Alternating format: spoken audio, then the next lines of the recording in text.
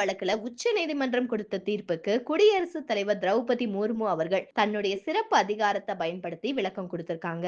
இதுக்கு முதலமைச்சர் மு.க. ஸ்டாலின் அவர்கள் கண்டனம் தெரிவிச்சதோட 3 கேள்விகளையும் எழுப்பியிருக்காரு. அதுல மசோதாக்கள் மேல ஆளுநர்கள் முடிவெடுக்க காலக்கெடு விதிக்கிறத எதிர்க்கிறது ஏன்? மசோதாக்களுக்கு ஒப்புதல் தராம முடக்கிறத சட்டபூர்வமாக்க பாஜக முயற்சிக்குதா?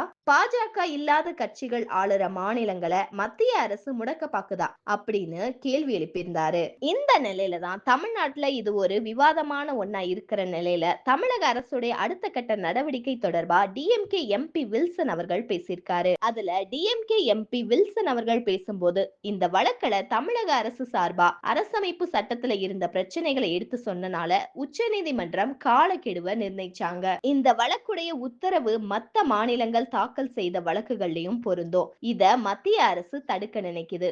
அதே மாதிரியே தமிழக அரசு வழக்குல போட்ட உத்தரவுகளை வருங்காலத்துல எப்படி செயல்படுத்தாம இருப்பது அப்படின்னு யோசிக்கிறாங்க அப்படின்னு நினைக்கிறேன். இதனால ஜனாதிபதி குறிப்புங்கிற போர்வையில 14 கேள்விகளை எழுப்பி உச்ச நீதிமன்றத்துக்கு கடிதம் அனுப்பியிருக்காங்க. இந்த வழக்குல 3 வருஷமாவே மசோதாக்கள் மேல ஆளுநர் எந்த நடவடிக்கையும் எடுக்கல. அதனால 10 மசோதாக்களுக்கும் உச்ச நீதிமன்றம் ஒப்புதல் மட்டும் கொடுத்தது இல்லாம வருங்காலத்துல குடியரசுத் தலைவர் ஆளுநர்களுக்கு காலக்கெடுவை நிர்ணயிச்சு தீர்ப்பளிச்சாங்க. இந்த தீர்ப்பை ரத்து செய்ய முடியாது. 415 பக்கங்கள் கொண்ட தீர்ப்பு அளிக்கப்பட்டிருக்கு. வர்ற காலங்கள்ல ஆளுநர்கள் சொல்றத மாதிரியே ஆட்சி நடத்தப்பட வேணும் அப்படின்னு நினைக்கிறாங்க. இந்த கேஸ் மூலமா அவர்களுடைய நோக்கம் முறியடிக்கப்பட்டனால சீராய்வு மனுவோ அல்லது மறுசீராய்வு மனுவையோ தாக்கல் செய்யாம குடியரசுத் தலைவர் மூலமா விளக்கம் கேட்டிருக்காங்க.